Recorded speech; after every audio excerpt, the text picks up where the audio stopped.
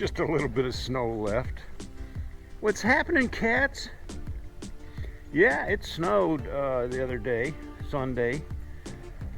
We had about 2 or 3 inches piled up pretty good. I mean, everything was covered white with snow, but warmed up the last couple days here, and it's melted off for the most part now, and that's good. I ever tell you I don't like winter? Not at all.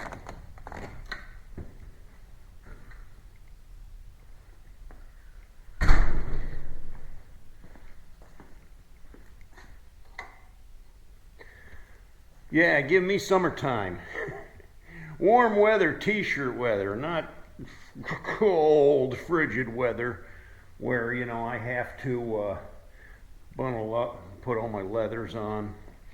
Not going for a ride today, though. It's just a little chilly and damp out. And I'm not sure if they put any salt on the roads yet or not. Time will tell. I mean, I had the Silverado out yesterday, and I don't see any white on there, so maybe they didn't do any salt yet, but that's a good thing. Anyway, let's talk motorcycles. I was going to tell a story today about how my Harley made me a celebrity. Now you're going to say, what? You're no celebrity, Itchy. Nah, not really in the sense of terms of being a celebrity, but you know, there's been a couple occasions when I've been on my motorcycle where I felt like I was standing out from the crowd. I mean, one time I was just riding through Akron on my bike, and I was in traffic right on Main Street there, and it was stop and go, pretty heavy, you know, right at rush hour. And this guy pulled up next to me in this classic Mustang convertible. And he looks over and he's like, wow, that is a really sharp bike. He said, I'll trade you for my Mustang, straight up. Well, I'm not into Mustangs or Fords for all that matters. So I wasn't about to trade him, but I thought that was an interesting confrontation there in the middle of the street. But he really liked the motorcycle. You know, there's been a lot of times where I've been out, and I mean, I went to the, I wasn't a grocery store, I can't remember where I was, a hardware or something like Home Depot or one of the, it wasn't Home Depot, but similar. And I pulled in and I parked in a parking lot, and these guys came up and started, you know, engaging me right away, and wow, nice bike, and hey man, did you ever ride to Sturgis? And you know, it just opens up the story. So then I start entertaining people, and I find that kind of amusing. In fact, you know, when I rode out to out west, and I went to Yellowstone National Park. Now that's a pretty big adventure. Yellowstone is a huge. You don't just go there and see it in one day. It would take you all day just to ride all the way around the park because it's like 25 miles an hour, and it's quite a long, I don't know how many miles it is all the way around, but it's a long ride. And so, you know, I went in, I entered in through the east gate, and then I went out through the north gate and camped for the night. And then when I left the north gate, I just rode down the other side of Yellowstone and went all the way out down into the Tetons. But while I was in Yellowstone, there's a place there called the Grand Canyon of Yellowstone. And it's a beautiful place. I mean, it kind of reminds you of the Grand Canyon. It's just this, well, I guess it's just a huge canyon that drops way down. And then up at the other end, there's a river that runs down through there, and there's a big waterfall. So in the national park there's a parking lot. You go down, park in, and it was quite a few tourists there at the time.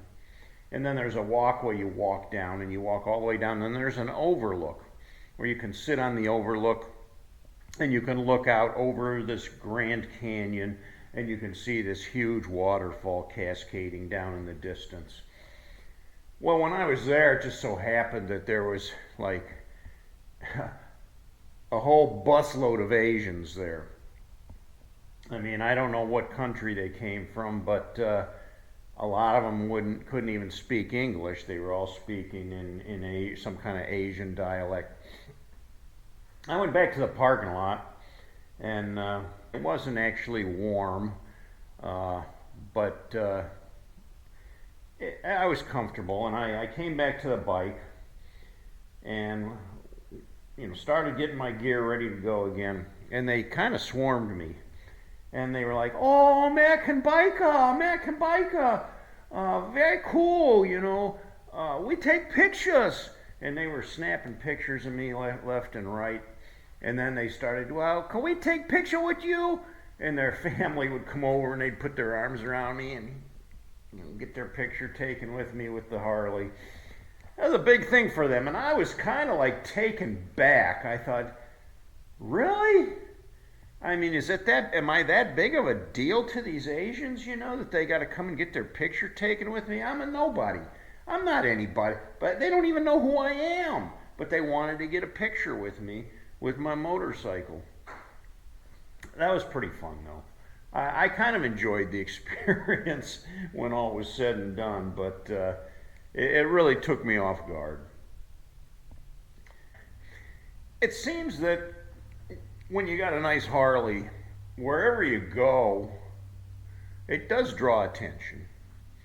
Doesn't matter where you go, it draws attention. I mean, even if you go to bike night, maybe your bike in particular doesn't draw attention, but people, that's why they go there, just to look at all the bikes. I mean, it's like a candy store, like, oh, look at this one, and oh, look at that one over there, Yeah, they kind of draw a crowd. Now, the other thing about having a Harley and being a biker, if you've ever spent years riding and compiled up all the adventures that most bikers do, you're going to have a lot of stories, and you're going to have some cool stories too. So in that regard, people like to listen to your biker stories. And I've had people say, just because of the way I was dressed, "Hey, you got a Harley? Are you a biker?" "Yeah, yeah." "And have you ever been to Sturgis?" "Yeah, more than once." And that starts the conversation right away. They want to know more. They want to know more. And hey, I'm a wealth of stories. I could talk all day. I could just keep spinning one yarn after another if that's what they want to hear. And they seem to be just really interested in that kind of lifestyle, even though they may not have any part of it at all. It seems to be something that is interesting to people. Now, on the inside of the biker world, I used to go to the bar, to the club all the time. I'd ride my Harley up there, park right by the front door. And the neat thing about that is when you walked in the door, everybody in there knew you. And, they used to call me Marky Mark when I used to go to the club. And I'd walk in the door and they'd say, "Marky Mark is in the house." And it brings a chuckle, but, it makes you feel like a big shot. Like, everybody knows who you are and they're happy to see you and they're glad when you come in the door. So, I don't know, you kind of get that, I wouldn't call it a celebrity feeling, but you know what I'm talking about. You feel a little special, especially when people treat you that way. Now, people may ask, what's my celebrity status as far as making these YouTube videos goes? And that can be somewhat interesting at times, too. Not as much as you would think, but it does happen. I mean, I've been out, and V and I have been eating dinner at, like, Longhorn Steakhouse, and had people come up and say, "Excuse me, we don't want to bother you, but we watch your videos and we just love you guys and we just wanted to say hi." And we're like, "Oh, okay, great. Thanks for saying hi, I mean, what do? You're right in the middle of a mouthful of steak or something like that. We've been to like Dollar Tree. Yeah, picking up a few things at Dollar Tree. and this lady comes around the corner and she, oh, it's Itchy and V. I don't know her from Adam, you know. I never saw her before in my life, but she knew who we were. So yeah, you do have those run-ins. I mean, I went to Walmart one time and these two guys come up, Itchymoche! All right, man, we watch your videos. Kind of almost embarrassing, you know, because, you know, all these other people are looking like, what the heck? What's going on there? And I don't look for that kind of attention, honestly, I don't. V and I do get a kick out of it when it does happen, though. But like I say, not as common as you would think. I mean, we go out probably 4 or 5 times a week into town, either local or we go into the bigger city. We go all over the place, and very rarely are we recognized, or if we are, people don't really say anything. We do see people looking at us kind of strange sometimes, like maybe they know who we are, but they really don't come up and approach us or anything like that. Well, thanks for watching the video today. I appreciate you guys coming along for my story. Give it a thumbs up. If you haven't yet, subscribe to my videos, and we'll have more for you. Till next time, cats, ride hard and die free.